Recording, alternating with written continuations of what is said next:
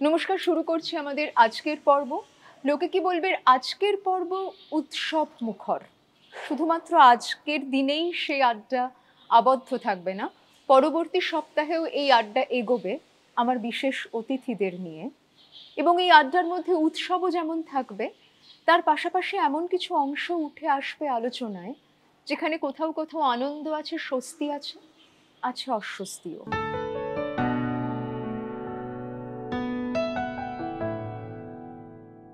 আলাপ করাবো অতিথিদের সঙ্গে। আমার এই পাশে রয়েছেন দিনাজ জিজিভয়। দিনাজ অধ্যাপনা করছেন লোরেটো কলেজে। রয়েছেন স্নিগ্ধা গায়েন। স্নিগ্ধা গায়েন রয়েছেন ডায়াসেশন স্কুলের প্রিন্সিপাল হিসেবে, এবং রয়েছেন তাজউদ্দিন আহমেদ। তাজউদ্দিন আহমেদ পড়াচ্ছেন আলিয়া বিশ্ববিদ্যালয়ে।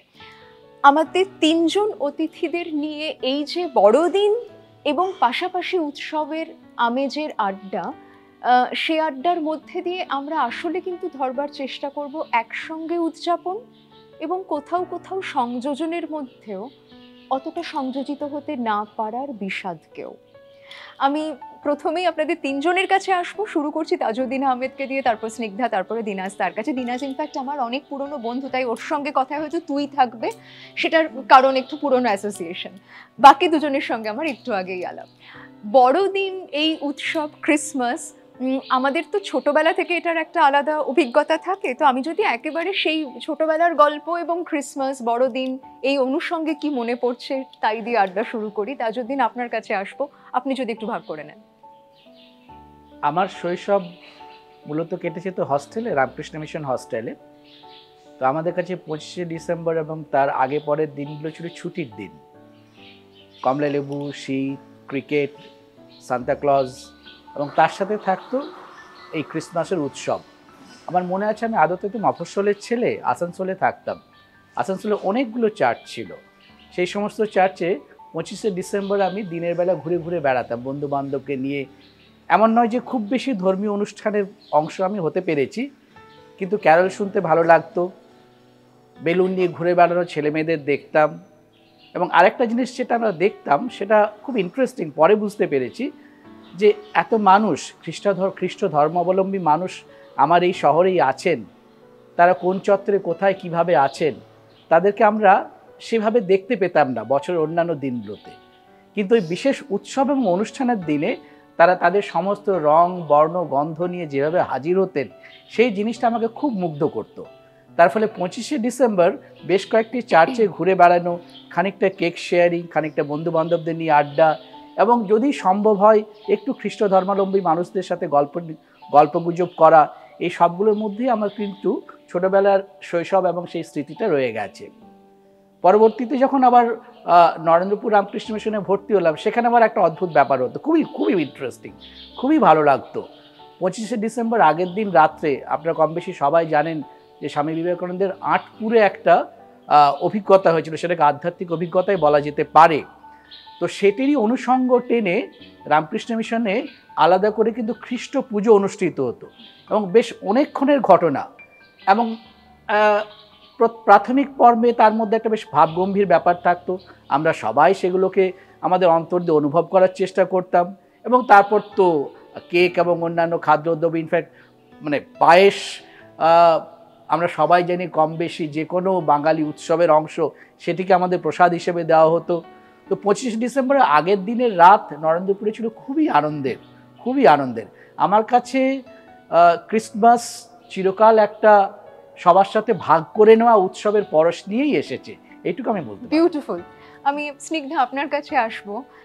সত্যিই তো ক্রিসমাস শুধুমাত্র খ্রিস্ট ধর্মাবলম্বী মানুষদের মধ্যে আবদ্ধ থাকেনি, যেটা তাজউদ্দিন এক্ষুনি বলছিলেন। আপনার অভিজ্ঞতা কেমন থেকেছে? আমি তো খ্রিস্ট ধর্ম অবলম্বনী, সেই কারণে আমি ছোটবেলায়, আমি যেহেতু খ্রিশ্চান পরিবারে আমার জন্ম, আর ছোটবেলায় আমরা খ্রিশ্চান যারা পরিবার, আমাদের একটা জিনিস ছিল যে আমরা সানডে স্কুলে যেতাম। আর সেই সানডে স্কুলে এই ক্রিসমাসের জন্যে একটা প্রেপারেশন হতো, আর সেটা হচ্ছে যে যেটা খ্রিস্ট ধর্মর যে উৎপত্তি, যে 2000 বছর আগে যীশু খ্রিস্টর জন্ম হয়েছিল, আর যদিও ভারতবর্ষে নয় কিন্তু সেই বেথলেহেমে, সেইটাই মনে রেখে সেই তাৎপর্যটাকেই আমরা পালন করি। আর সেই জন্যে সেই সানডে স্কুলের প্রেপারেশনটা এইরকম হতো যে আমরা ওই পুরো ব্যাপারটা যে সেই 2000 বছর আগে কিভাবে যীশুখ্রিস্টর জন্ম হয়েছিল, মাতা মরিয়ম, যোসেফ, এবং তিনি যে কোনো জায়গায় মরিয়ম কোনো স্থান পেলেন না যখন তার পুত্র প্রসব হবার সময় এলো, এই সমস্ত ঘটনাবলীগুলো আমরা একটা ড্রামার মাধ্যমে আমরা এই সানডে স্কুলে করতাম। এবং শুধু তাই নয়, এই বড়দিনের সময় আমাদের খুব আনন্দের সময় ছিল, কেন আমরা তো স্টুডেন্ট ছিলাম, তো আর তখন একাডেমিক ইয়ার এন্ড হতো ডিসেম্বরে, তো বড়দিনের সাথে আমাদের ছুটির সাথে কোথাও একটা মিল খেয়ে যেত। আর আমরা খুব এই জন্য আনন্দ করতাম যে বড়দিন মানে বড়দিনের ছুটি, আর বড়দিনের ছুটি মানে বড়দিন পালন করা, তার সঙ্গে ভালো কাপড় পরা, আনন্দ করা, সানডে স্কুলে যাওয়া।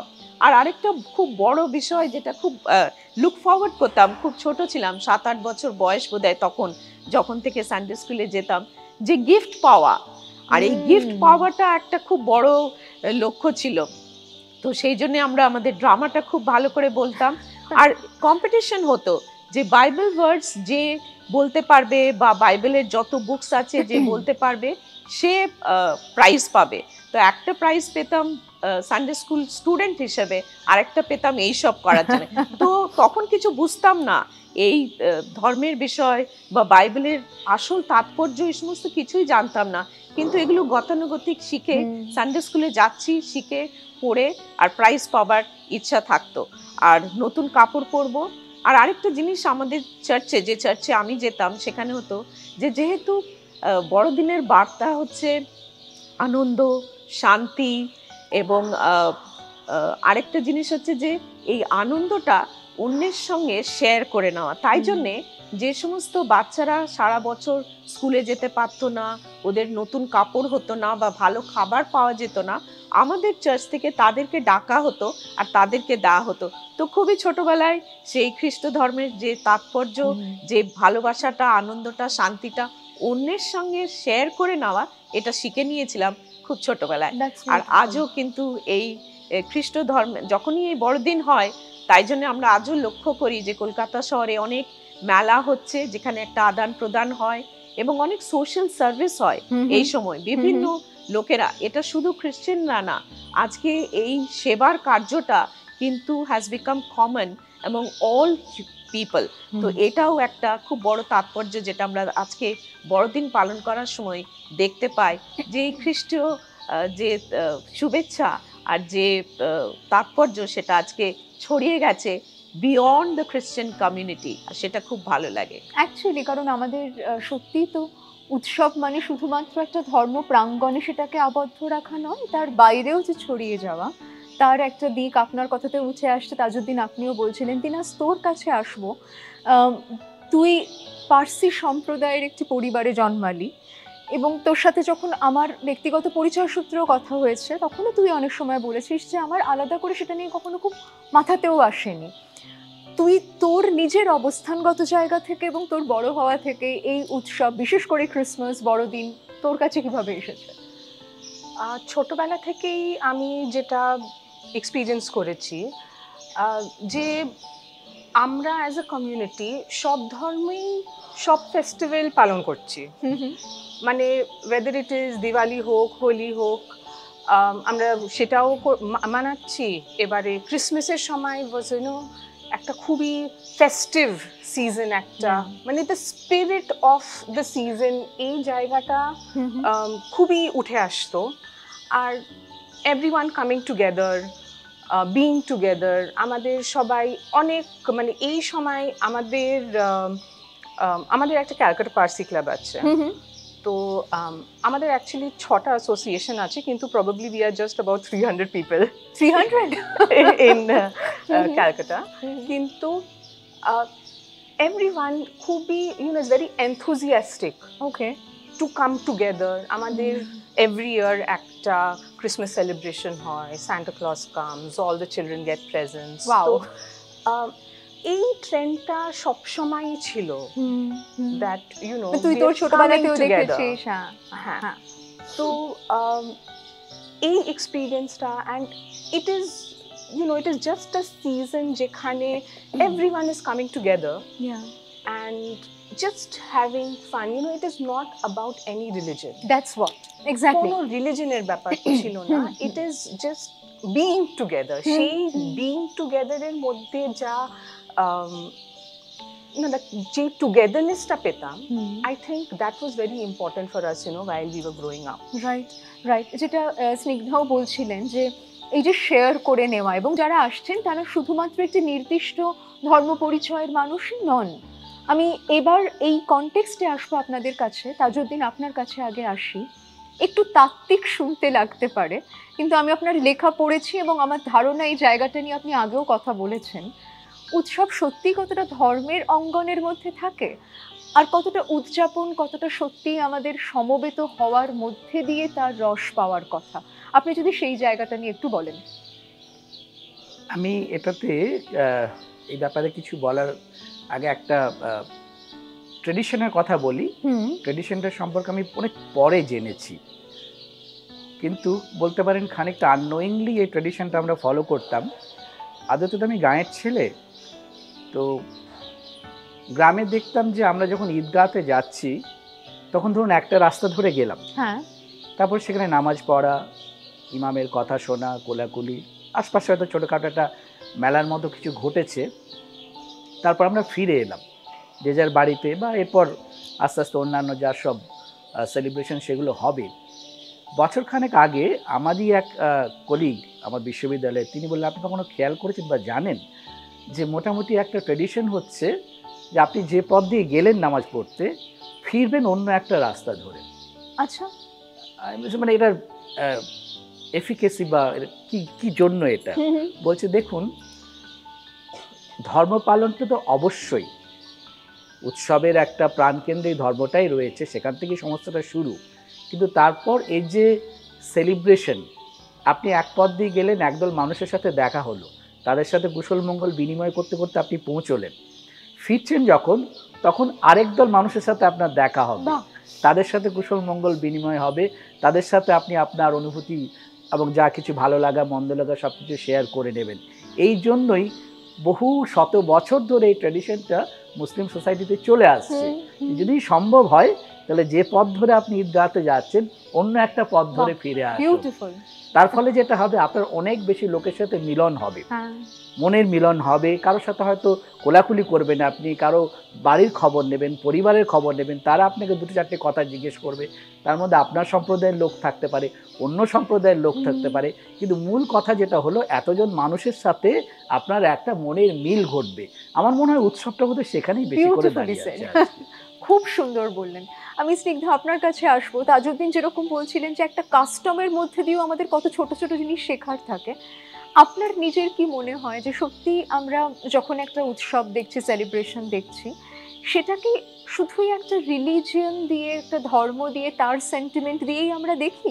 এবং সেটা আমি শুধুমাত্র ক্রিসমাস বলছি না, ধরুন আপনি কলকাতা শহরে একটি বাঙালি পরিবারে যখন বড় হচ্ছেন, আরও তো অনেক উৎসব আপনার চারপাশে থাকছে। আপনি নিজে আপনার ব্যক্তিগত জীবনে সেটা কিভাবে পেয়েছেন, এই উৎসব এবং ধর্মের সংযোগ বা বিয়োগ? আমার মনে হয় যে প্রত্যেক ধর্মেতে যে ভালোবাসা, যে ফেলোশিপের কথা বলা হয়, একতার কথা বলা হয়, সেটা কিন্তু বাস্তবায়িত হয় এই উৎসবগুলোতে। তো যদিও আমরা ধর্ম প্রচার হয়তো করি না কোনো একটা উৎসব যখন পালন করছি, কিন্তু ধর্মের যে মূল তত্ত্বটা সেটাই প্রতিস্ফুটিত হচ্ছে যখন আমরা এক অন্যের সঙ্গে কথা বলছি, কিংবা মেলায় যাচ্ছি, কিংবা ধরুন কোনো দুস্থ পরিবারকে কিছু বিতরণ করছি, কি আমরা কেকও দিচ্ছি। আমরা তো কেক বা কিছু শুধু খ্রিস্টান পরিবারে দিচ্ছি না, আমার অনেক মুসলিম ফ্রেন্ডসরা আছে, তারা আমাকে বিরিয়ানি দিচ্ছে। তাদের এই আদান প্রদানটা, এটাই তো মূলত একটা ধর্মের মেন উদ্দেশ্য। তো আমরা হয়তো ধর্ম প্রচার করছি না, বা কিন্তু আমরা পালন করে থাকি উৎসবে।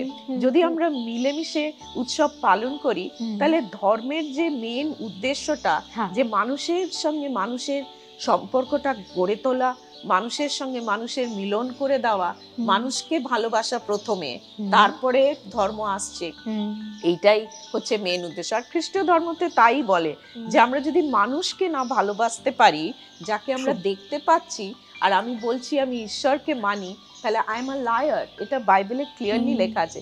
তো আমার মনে হয় যে সব থেকে আগে আমাদেরকে একটা মানুষের সঙ্গে যখন আমাদের পরিচয় হয় বা হয়, তাকে মানুষ হিসেবে আগে দেখব, পরে আমরা জানতে পারবো তার, কেন ধর্ম তো একটা পার্সোনাল ব্যক্তিগত বিশ্বাসের বিষয়। তো সেই জন্য আমার মনে হয় এই যে প্রত্যেকটা ধর্মেতে যে উৎসবগুলো হয়, সেটাই অ্যাকচুয়ালি ধর্মের একটা প্র্যাকটিক্যাল সাইড আমরা দেখতে পাই, বা সেটাই ইমপ্লিমেন্ট হচ্ছে, যেন দ্য বিলিফ, দ্য আইডিওলজি যে রিলিজনের, সেটারই যেন একটা ইয়ে হচ্ছে। অ্যাকচুয়ালি তো উই আর অল ওয়ান।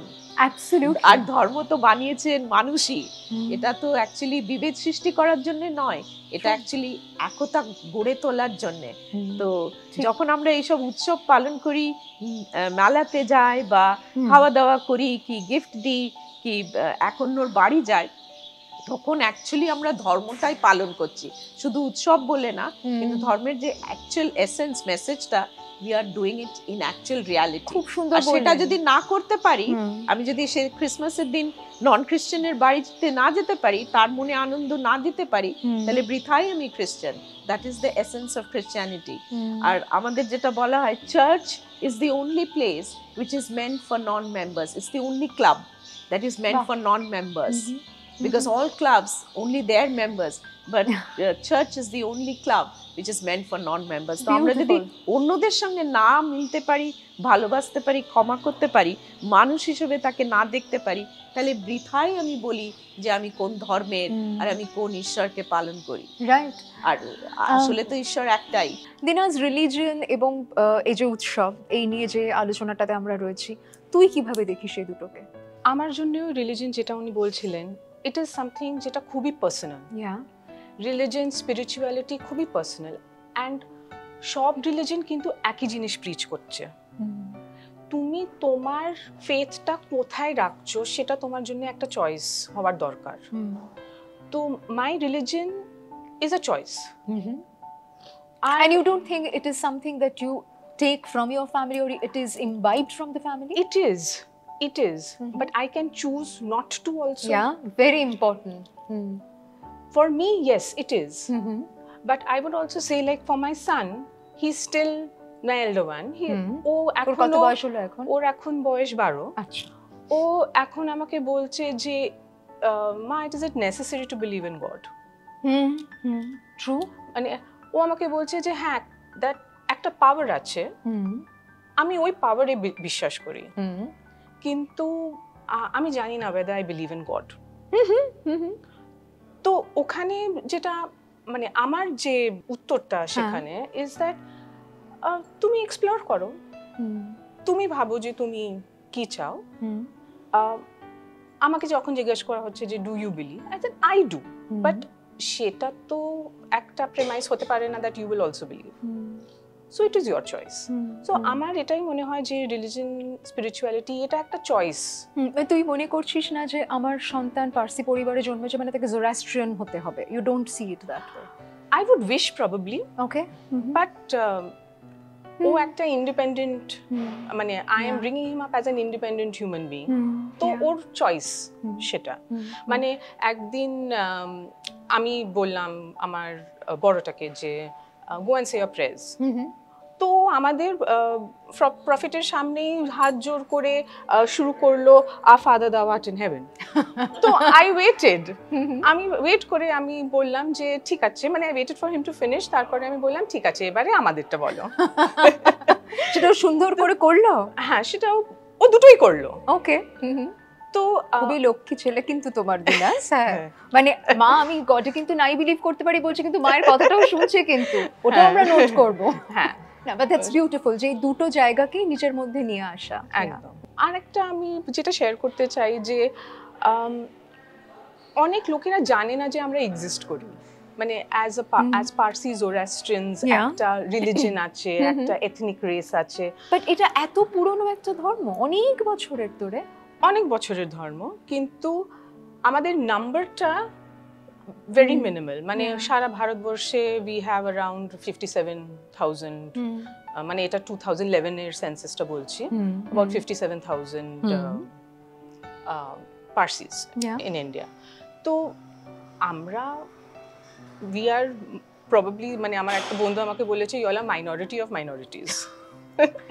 তো they don't know. আর যখন আমাদের নাম শোনে, অনেক আমাদের নাম মুসলিম নামের সাথে ইউ নো মেল খায়, তো দে থিঙ্ক উই আর মুসলিম। আমাদের ভাষা শুনে আমাদেরকে বলবে অ্যাংলো ইন্ডিয়ান। আমার বাংলা শুনে অনেক সময় লোকেরা আমাকে বলে যে ও তুই বাঙালি, মানে তখন আমি তোকে বলি বাঙালি ভাবতে পারছে না, মানে দেখলে মনে হচ্ছে না বাঙালি, এবারে কথা শুনে মনে হচ্ছে এত ভালো বাংলা কি করে বলছে। তো এই জায়গাটা মানে they get a lot confused, মানে কখনো ধর্ম নিয়ে কনফিউজড হচ্ছে, কখনো তোর ভাষার জায়গা থেকে তোর কমিউনিটি নিয়ে কনফিউজড হচ্ছে। এবং যেটা দিনাজের কথায় আমার মনে হচ্ছিল, যেহেতু ওরা সংখ্যায় সত্যিই খুব কম, অনেক সময় ডিসক্রিমিনেট করতে গেলেও তো দেখতে পেতে হবে। অপরায়ণের যেমন একটা সমস্যার জায়গা আছে, অদৃশ্যায়নেরও আছে, ইনভিজিবলাইজ করে দেওয়ারও আছে। তার একটা উল্লেখ কিন্তু রইল দিনাজের কথায়, দিনাজের কাছে ফিরবো। কিন্তু আরেকটা খুব ইম্পর্টেন্ট জায়গাও বলেছে, যেটা নিয়ে আমি একটু তাজউদ্দিনের কাছে আসবো। কারণ তাজউদ্দিন, আপনি রামকৃষ্ণ মিশনে পড়াশোনা করছেন, সেখানকার এক ধরনের ফিলসফি, আপনি জন্মেছেন একটি মুসলমান পরিবারে, সেখানে এক ধরনের বড় হওয়া।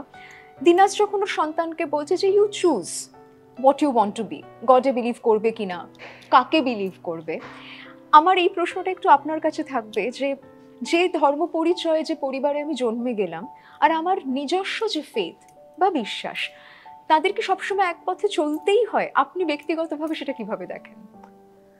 এটা একটা জটিল প্রশ্ন। তো আমি মূলত আমার ব্যক্তিগত যে অভিজ্ঞতা সেটা থেকেই এটা একটা ব্যাখ্যা মোটামুটি খুঁজে পেয়েছি। মানে জন্ম পরিচয়ে তো আমি মুসলিম, এবং আমি মোরলেস একজন প্র্যাকটিসিং মুসলিম, অন্তত এখন তো বটেই। বয়স বাড়ছে, এখন বোধহয় একটা মানুষের থাকে এক ধরনের আস্তে আস্তে ধর্মকে আর একটু বেশি করে টেনে নেওয়ার কাছে ইত্যাদি। তো যাই হোক, তো রামকৃষ্ণ মিশনে পাঠরত অবস্থায় আমার মনে আছে আমি গীতার, শ্রীমদ্ ভগবত গীতার লাইনের পর লাইন আমি এখনো পারবো বলতে, ঠিক আছে, অনেক বন্ধু বান্ধবের চেয়ে অনেক ভালো বলতে পারতাম। তো আমার স্ত্রী, তিনি হিন্দু ধর্মাবলম্বী। এবার আমার পুত্রকে নিয়ে একটি মজা হয়েছে, কারণ পুত্র তো সবকটাই দেখছে। আপনার পুত্রের এখন বয়স কত হলো? আমার পুত্র এখন ক্লাস 12 এ পড়ে। আচ্ছা। তো একটি খ্রিস্টান মিশনারি স্কুলে পড়ে। তো স্কুলে তার একটা বড় একটা সময় কাটে, এবং চমৎকার স্কুল। সেখানে তার যে শিক্ষা, ইনক্লুডিং ভ্যালু সিস্টেমস এটসেট্রা, সেগুলি সে ভালোভাবেই লাভ করছে। তার ফলে বাড়ির একটা প্রভাব, বাড়ির আবার বলা যেতে পারে দুটো প্রভাব, এবং স্কুলের প্রভাব, সব মিলিয়ে ওকে আমি দেখি যে ও কিন্তু খুব কনফিউজ নয়। ও এখনো পর্যন্ত 3টেকে আচরণ করার চেষ্টা করে। তো আমরা এই নিয়ে কিছু বলি না এখনো ওকে, ও যেটা ভালো বুঝবে সেটাই করবে। ও যখন অ্যাডাল্ট হবে, ওর হাতে এক ধরনের একটা চয়েস আমরা ছেড়ে রেখেছি। যাকে মনে হবে, যে ধর্মকে মনে হবে, যদি কোনোটিকেও না মনে হয়, তাতেও আমাদের কোনো আপত্তি নেই, কিন্তু চুজ না করার স্বাধীনতা ওর হাতেই দিয়ে রেখেছি। আমরা ওকে প্রথম এই ব্যাপারটা খেয়াল করেছিলাম, ক্রিকেট খেলতে ভালোবাসে খুব। তো ক্রিকেটে একটা বল ফেস করতে যাবে, বা একটা বল ভালো কাভার ড্রাইভে কিছুটা বাউন্ডারি হলো, বাউন্ডারি হওয়ার পর এবার ওকে আমি দেখেছি সবসময়ই ঠিক যে খ্রিশ্চান নমস্কার করার যে প্রথাটা, সেটাকে ধরে এরকম একটা প্রতিবার, অন্য কোনো কিছুকে আমি দেখিনি করতে। তো আমি আমার স্ত্রী দুজনের লক্ষ্য করেছি। তো আমি এটা বুঝতে পেরেছি, very spontaneously it comes to him, যেটা খুব স্বাভাবিকভাবে ওর কাছে আসছে, সেটাকে আমি কেড়ে নিতে চাই না, বা কোনো জোর করতে চাই না যে তোমাকে অন্যরকম কিছু করতে হবে। ওর যদি কোনোদিন মনে হয় যে হ্যাঁ আমি ইসলামের সমস্ত যা কিছু রীতিনীতি আছে সমস্ত কিছু অনুসরণ করব, অথবা তার মায়ের ধর্ম হিন্দু ধর্ম সেটা সমস্ত রীতিনীতি অনুসরণ করব, অথবা সে যদি বলে আমি খ্রিস্টান রীতিনীতি অনুসরণ করব, যদি কোনো উপায় থাকে সে পথ নেওয়ার, নিতে পারে। আর যদি বলে আমি কোনো পথই নেব না, যদি তারও উপায় থাকে, তো সে চলুক, যাতে তার মনের শান্তি, আত্মার তৃপ্তি এবং ব্যক্তিগতভাবে ঈশ্বরের সাথে যোগাযোগ, এই তো ধর্ম বা স্পিরিচুয়ালিটি, এর বেশি তো কিছু নয়। সেটা যে পথ ধরেই আসুক, সে পথ ধরে আসলেই চলবে, এটাই আমার বিশ্বাস। খুব ভালো লাগলো এই দুজনের কথা শুনতে শুনতে। আমি এই একই প্রশ্ন নিয়ে স্নিগ্ধা আপনার কাছেও আসবো, কিন্তু এই যে আমাদের বিভেদ নিয়ে আমাদের চারপাশের অনেক অসংবেদনশীলতা এবং অসহিষ্ণুতার আবহে অনেক সময় প্রায় দম আটকে আসে, তখন যখন দিনাজ কথা বলছেন যে আমার সন্তান চুজ করবে, তাজউদ্দিন বলছেন যে ও যদি মনে করে ও ইসলাম ধর্ম গ্রহণ করবে ও করবে, ওর যদি মনে হয় অন্য কোনো ধর্ম বা কোনো ধর্মই গ্রহণ করবে না, করবে, সেটা ওর চয়েস হবে। এই বার্তা যখন পরবর্তী প্রজন্মকে আমরা দিতে পারছি এবং অনেক বিতর্ক অনেক প্রশ্নের মুখে পড়তে হবে জেনেও দিতে পারছি, আমি সেই ভাবনাকে কুর্নিশ জানাই। স্নিগ্ধা, আপনার কাছে আসবো, আপনি কিভাবে দেখেন আমাদের জন্মগত ভাবনা, পরিচয় এবং পরবর্তীকালের যে স্পিরিচুয়াল আইডিয়েশন? সাধারণত আমাদের ধারণা ছিল, বা ছোটবেলায় আমারও ধারণা ছিল, যে যেহেতু আমি খ্রিস্টান পরিবারে জন্মেছি তাই অটোমেটিকলি আমি খ্রিস্টান, right? But it is not so. যেটা আসল ব্যাপারটা এখানে, যে আমাদের চার্চেতেও বলে দেওয়া হয়েছিল এবং আমার পরিবারেও এটাই বলে দেওয়া হয়েছিল যে যীশু খ্রিস্টেতে বিশ্বাস করা একটা ব্যক্তিগত ব্যাপার। তো যে সেটা বিশ্বাস যিশুতে করবে, শুধু বিশ্বাস করবে না, পাবলিকলি প্রোক্লেম করবে। আর আমাদের একটা অনুষ্ঠান হয় চার্চে, কনফার্মেশন হয়, তারপরে ব্যাপটিজম হয়। তো আনলেস সে বাচ্চা, যে কোনো বাচ্চা যতক্ষণ না সে পাবলিকলি প্রোক্লেম করছে যে সে যিশুকে বিশ্বাস করছে, হি or she is not a খ্রিস্টান বাই বার্থ। আমরা কিন্তু বাই বার্থ কাউকে খ্রিস্টান ইয়ে করি না। So nobody is by birth Christian, by faith and by declaration of the faith we become Christians, not by. তো অনেক জায়গায় দেখা গেছে যে একটা খ্রিস্টান পরিবারে সেই বাচ্চা কিন্তু সেই যীশু খ্রিস্টের উপরে বিশ্বাস সে স্বীকার করছে না এবং সে মানে তার আস্থা নেই। আবার অনেক নন খ্রিস্টান পরিবারে দেখা গেছে যে বাবা মা হয়তো মুসলিম কিংবা খ্রিস্টান কিংবা পার্সি ফ্যামিলিতে, কিন্তু সেই বাচ্চা সে যিশুকে বিশ্বাস করছে, so he or she becomes a Christian. তো আমাদের যেটা মানে শিক্ষা দেওয়া হয়েছিল যে unless you personally accept Jesus in your life and publicly profess and proclaim that you believe in Christ, you don't become a Christian. আর আমাদের চার্চেতেও they don't become a member of the church. এবং অনেক কিছু চার্চের বা খ্রিস্টানদের যে সমস্ত আমাদের যেরকম burial.